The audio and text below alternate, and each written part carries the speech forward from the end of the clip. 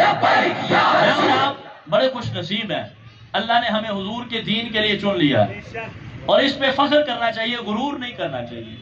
اللہ نے ہمیں حضور کی ختم نبوت کا سپاہی بنایا ہے، اللہ نے ہمیں حضور کے ناموس کے لیے اللہ نے ہمارے دل میں محبت ڈال دی ہے۔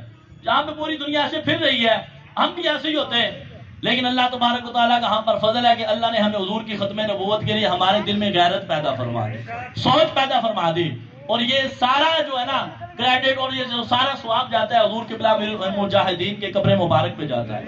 آپ نے ہمارے دلوں میں حضور کی محبت کو اجاگر کیا، محبت بھی اجاگر نہیں کیا بلکہ غیرت کو بھی اجاگر کیا۔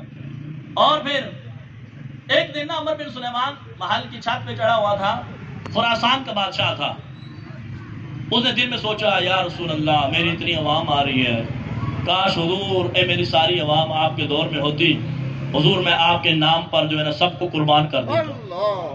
یہ اس نے سوچا ہے۔ سنیں، سوچنے سے اللہ کتنا کرم کرتا ہے، میرے نبی کتنا کرم کرتے ہیں، اور جو حضور کے ختم نبوت کے لیے دن رات پہرا دیں گے رب انہیں کتنا انعام دیں گے۔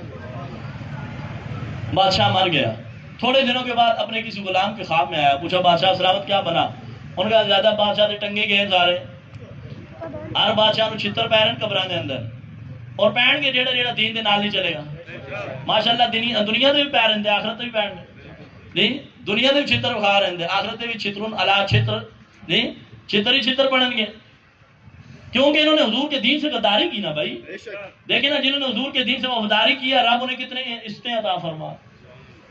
عمر بن سلیمان کہتا ہے میں مر گیا، ساری زندگی گناہ کرتا رہا، بڑے مجھ سے غلط کام ہو گئے حکومت کے اندر، لیکن میں نے کیا دیکھا، جب میں قبر میں پہنچا تو اللہ تعالیٰ نے مجھے نبیوں کے سردار کی زیارت عطا فرمائی۔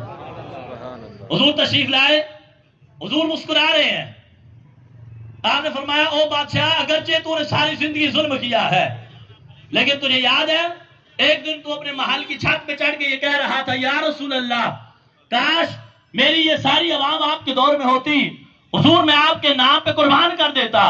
حضور فرماتے ہیں تو نے صرف میری عزت کے لیے سوچا ہے، اللہ نے سوچنے کی برکت سے تجھے جنت عطا فرما دی۔ اگر کوئی حضور کی عزت کا سوچے میرے نبی جنت عطا فرمائے، اور جو حضور کے نظام کے لیے تحریک لبیک کے نوجوان دن رات قربانیاں پیش کریں، اللہ انہیں کتنے انعام عطا فرمائے گا۔ ارے وہ تو سوچ کر جنت حاصل کر رہا ہے، یہاں تو اپنی جانیں دے کر۔ ہم نے دیکھا، یہ میں نے پڑھا تھا جب جنگ موتا ہوئی نا، جنگ موتا، تو اس کے اندر نبی علیہ السلام کے چچا کے بیٹے حضرت جعفر بن ابی طالب، آپ کے جسم کے اوپر 90 زخم آئے۔ کتنے زخم آئے؟ 90 زخم آئے، اور آپ کے بازو بھی کاٹ دیے گئے، اس لیے آپ کو جعفر طیار کہا جاتا ہے۔ 90 زخم آئے، اور آپ کو پتہ ہے آپ کی عمر کتنی تھی؟ حضرت جعفر کی 33 سال عمر تھی۔ 33 سال عمر حضرت جعفر کی، جسم پہ 90 زخم آئے، اور آپ اگلا جملہ سن کے خوش ہوں گے، وہ کیسے عاشق تھے کہ جتنے بھی 90 زخم جو آپ کے جسم پر آئے نا، وہ سارے کے سارے آپ نے سینے پہ کھائے، ایک بھی پشت پہ زخم نہیں آیا۔ میں نے کہا 14 صدیاں پہلے میرے نبی کے صحابی سینے پہ 90 زخم کھا کے حضور کی عزت پہ پہرا دے رہے ہیں۔ آپ کے فیض کی برکت سے یہاں ہمارے رمضان کے اندر 27 نوجوان شہید ہوئے، اور ہر نوجوان نے لبیک کا نعرہ لگاتے ہوئے سینے پہ گولی کھائی، ایک نوجوان بھی ایسا نہیں تھا۔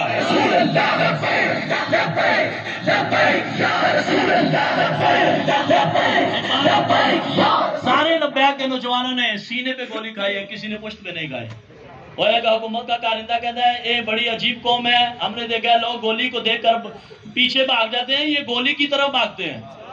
یہ غازی یہ تیرے پورے سرار بندے، اقبال نے کہا جنہیں تو نے بخشا ہے ذوق خدائے، دو نیم ان کی ٹھوکر سے صحرا و دریا، سمٹ کر پہاڑ ان کی ہیبت سے رائی، دو عالم سے کرتی ہے بیگانہ دل کو عجب چیز ہے لذت آشنائی، شہادت ہے مطلوب و مقصود و مومن، نہ مال غنیمت نہ کشور خوشائی۔ تحریک لبیک کا بندہ شہید ہو جائے تب بھی کامیاب، غازی بن جائے تب بھی کامیاب۔ تو اس لیے ہم نے حضور کے دین کے لیے کرنا ہے، کام کرنا ہے انشاءاللہ، اور دل کھول کے کام کرنا ہے۔ ہاں دن رات آپ نے لبیک کے لیے کام کرنا ہے، اور حضور کا دین انشاءاللہ تخت پہ آئے گا، انشاءاللہ حضور کا دین تخت پہ آئے گا۔ اللہ تعالیٰ عمل کی توفیق۔